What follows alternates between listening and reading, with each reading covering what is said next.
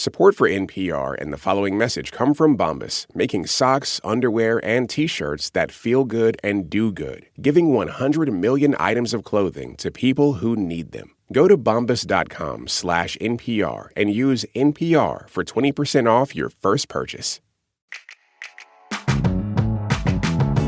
You're listening to It's Been a Minute from NPR. I'm Brittany Luce.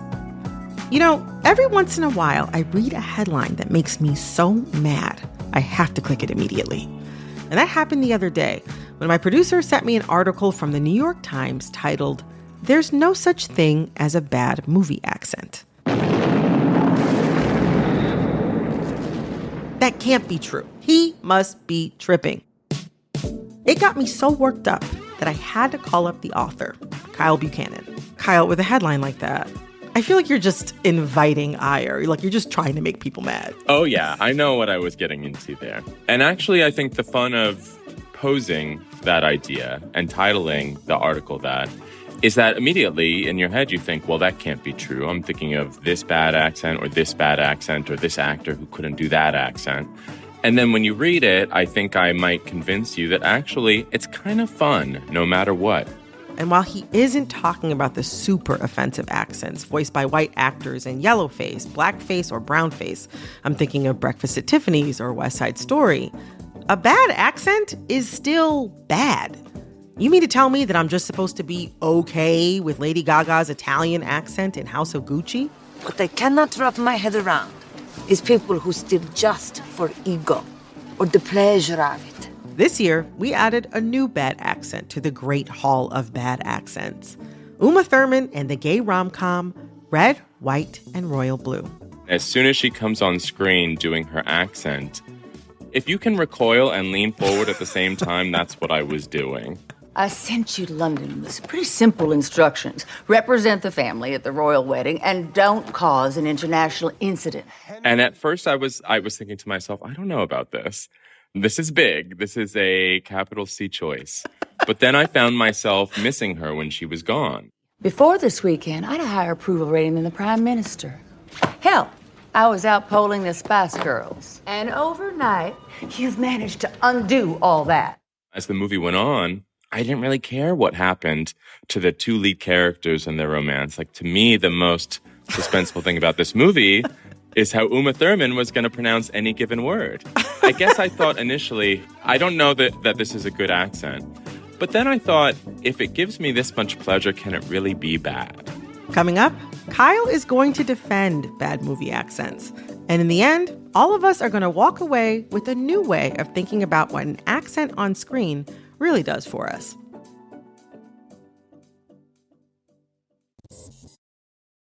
Support for NPR and the following message come from Apple TV+.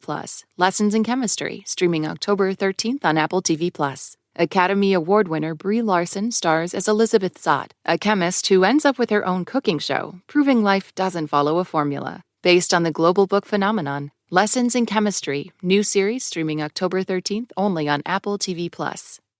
Support for NPR and the following message come from Bombas. Bombas are the basics you can't wait to put on. Find thoughtfully designed, luxuriously soft and comfortable clothing that not only feels good, but also does good. Thanks to your purchases, Bombas has donated over 100 million items to those experiencing homelessness. For every item you purchase, Bombas donates another item to someone in need. Go to bombas.com/NPR and use code NPR for 20% off your first purchase. This message comes from NPR sponsor Discover. Like using debit over credit? Think it's time to also get rewarded? Well, now you can with Discover Cashback Debit. It's a checking account that rewards everyone with cash back on everyday purchases, plus all the things you've been contemplating. So that concert, no brainer. Self-care? Yes, please. Do what you love and get cash back while you're doing it. Check out eligibility and terms at discover.com/cashbackdebit. Discover Bank, member FDIC. Environmental justice is a talking point in every politician's toolkit. But do you ever wonder where it all began? On this week's Throughline, we're taking you back to 1978, where a fight against a toxic dump in North Carolina started the environmental justice movement. Join NPR's Climate Week and listen to Throughline wherever you get your podcasts. Kyle, welcome to It's Been a Minute. Thanks for having me, Brittany. Okay, so you are in Venice right now. I am. Very chic. Number one, I'm jealous. Number two, that means you're surrounded right now by Italian accents. Can I hear your Italian accent? Oh, wow. Yeah, just a little something real quick. I mean, don't worry, none of us is going to judge you. Well, see, if I'm going to do a real Italian accent, I'm going to break all the levels in this mic because Italians around me they're not afraid to get loud. So they'll be like, ciao, ciao, ciao, ciao, buongiorno. They are on 11 from 6 a.m. on. You know, it's like a jolt of cappuccino.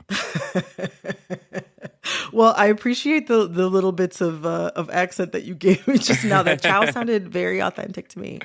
Thank you. So yeah, I think I would give your accent like a 6.5 out of 10 just now. I'm honored. I would say that's a higher score than any of the accents that we're going to talk about today. So here's the thing about a bad accent for me. If I'm watching a movie and the accent is so off, I'm like, where is this person supposed to be from? Like, it takes me out of a place. And to drive home this point, I want to play a little game with you. Ooh, hit me.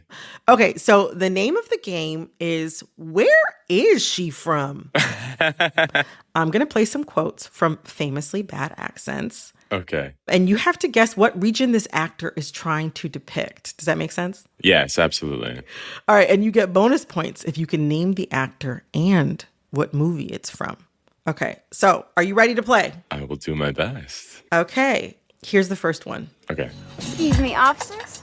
My car broke down up the street there, and I was wondering if y'all could help me out. Well, yes, ma'am. We'll be happy to. Oh, you're sweet. All right, where is she from? Where is she from? You know, she is definitely from the South. Maybe a South that she only really knows from watching episodes of True Blood.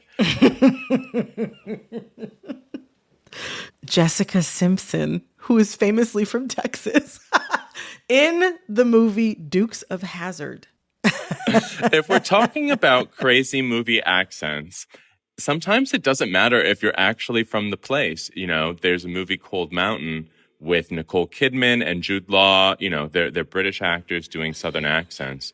And into this movie strides Renee Zellweger, who's actually from the South.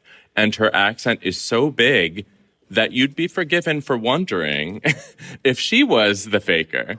Old Lady Swanger says you need help. Here I am. It sounds like she's the one putting on the accent. But you know, that bigness really works for that movie. It definitely gives that film a jolt when it needs it. Well, okay, so far you have not guessed where she's from, but maybe you'll get it with this next one. No be a sister, no devil, no dopey. Everything gonna be irie. Rotted. Or be evil, I not evil, oh man. No man, I on holiday. Brad Pitt in Meet Joe Black, am I right? Ding, ding, ding. And where is she from in this film? I think he's trying to do a Jamaican accent. Is he succeeding at it? Well, I don't know, but let me tell you, Brittany, I have never forgotten that moment. How long has it been since Meet Joe Black came out? At least 15 years. At least. Boy, when you played that clip, it was like I had just seen it yesterday. Well, ding, ding, ding. You got it right on all counts. That was absolutely Brad Pitt. Regretfully, Brad Pitt doing Jamaican, trying to speak in a Jamaican accent, some Jamaican patois in Meet Joe Black. Oh my gosh. Oh my gosh. Well, I got one more for you. Good. I am hoping that you get this one, but let's just see what happens. Let's hear this next one. Okay. Come on, let's go to Paris's. I want to rob. Where is she from? That's only one of the most quotable lines of the last 20 years, in my opinion. That is Emma Watson in Sofia Coppola's The Bling Ring, and she is doing Valley Girl. And I think doing it really effectively. I don't think she's ever been as fun in any movie. You can put the Harry Potter movies aside as well. as she is in that movie. And I, as a native Southern Californian, recognized it immediately. If she went a little over the top, I don't mind at all. As the director Joel Schumacher once said, nobody ever paid to see under the top. You know, I also wonder if a bad accent tells us something about our own stereotypes that we put on places. I mean, I only really knew about Valley Girl accents from somebody telling me what a Valley Girl accent sounded like Emma Watson in The Bling Ring, some people think is bad, but Alicia Silverstone in Clueless is like thought of as, you know, universally good. Ugh, as if. Is determining good versus bad giving all of us like a false sense of authority over a place? Like, I mean, you know, someone, like you said, you could judge between the two, like Valley Girl accents, but someone like me or somebody else who, you know, who's never been to the Valley and never even spoken to someone from the Valley might decide to like judge based on stereotype. Do you think in some ways we're just regurgitating stereotypes of a place when determining good versus bad accents? I don't know. I mean, I think that there are so many stories of actors, you know, doing reams of research to try to nail a voice, a character, working with dialect coaches.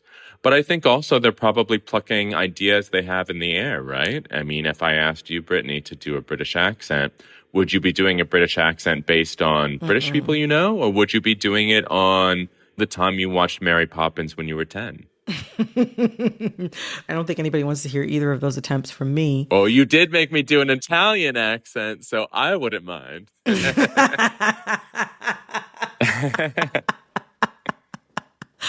Oh my God. See, I would say for me that an accent is good when it accurately depicts like what I imagine someone from that place to sound like. Like whether it's Frances McDormand doing a Minnesota accent. See, I said it, Minnesota accent in Fargo, or Renee Zellweger doing British accent in Bridget Jones' Diary, which I in my mind, mostly American actors butcher British accents, but Renee Zellweger, baby, she turned it out in Bridget Jones' Diary. Or Ugandan British actor Daniel Kaluuya doing any number of American accents. Anything. In Get Out or Nope or any of the other films that he's been in. To me, a good accent is when I'm like, oh yeah, I totally believe that you're from this place, even if I've never been there. That's exactly it, Brittany. And I think that leap, the believing, is what I'm interested in when I hear a movie accent. We don't necessarily know because we haven't always been to these places. Part of the fun of a movie is playing pretend and making us believe that we're there. You know, I mean, if somebody was doing an Icelandic accent, then I'm sure viewers in Reykjavik would have their own opinions of it. But I don't go to movies with a red pen. I go to be entertained. And if they're doing a somewhat more entertaining version of an Icelandic accent, well, who am I to argue if I'm enjoying it? You know, you bring up, though, a few interesting points. And one of the things that makes me think of is how accents like are shaped.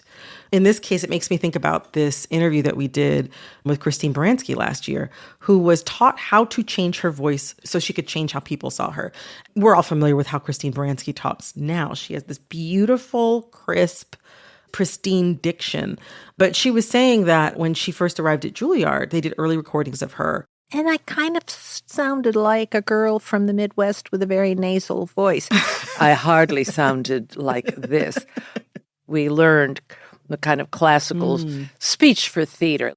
And that kind of reminds me, even the way that she speaks, is of the transatlantic accent.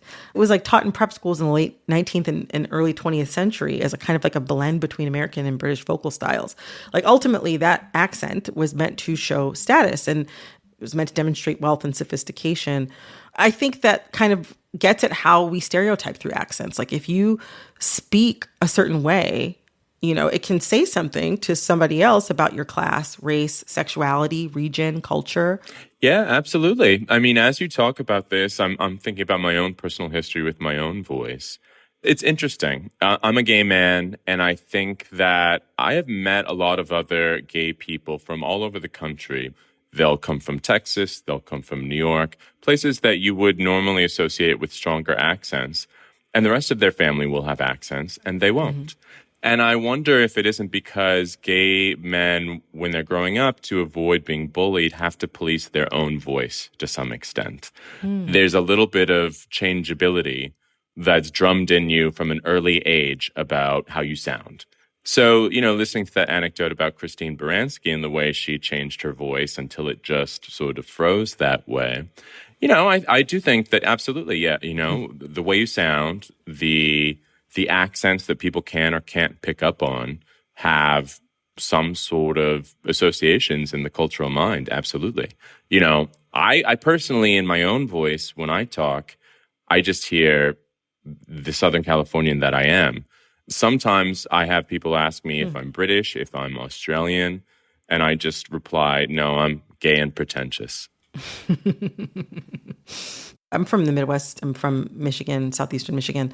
I used to say for sure. I still say it a lot. But I didn't realize that I said fur like that all the time until I was like, oh my God, girl, you got to fix something about this. Is a little country. But that's so endearing. But yeah, I mean, these things do kind of change. Sometimes we're conscious of them and sometimes we're not. I wonder, when you hear someone like Uma Thurman, who's playing a U.S. president in red, white, and royal blue, does her bad accent actually give a new perspective on what it means to be Southern? Like, does the way she speaks in some way break the stereotype of the South that some people hold and give us a chance to think about Southerners differently? It is incredible. I do think that, Brittany, if you asked me to do a Southern accent now, which you should absolutely not do, I would immediately think of Uma and I would be trying to aim there. Do you think an accent like Uma Thurman's should just stay on the big screen, or do you wish more people would adopt her accent in real life? There's an accent that I mentioned in the article, which is a clip of Sienna Miller on stage doing Cat on a Hot Tin Roof. Living with someone you love can be lonelier than living entirely alone if the one that you love doesn't love you. It is wild. It is so out of pocket. I cannot possibly describe it. And yet, if I heard real people talking like that, I'd be compelled. And you start to think, well, if some people don't actually sound like that, maybe they should consider it. It's awfully entertaining. I know that much. Well, Kyle Buchanan, thank you so much for joining me today. This was so much fun. Anytime, Brittany. That was Kyle Buchanan. He covers pop culture for the New York Times. This episode was produced by Barton Girdwood and edited by Jessica Plachek and Bilal Qureshi. I'm Brittany Luce, and we'll be back Friday with another episode of It's Been a Minute from NPR.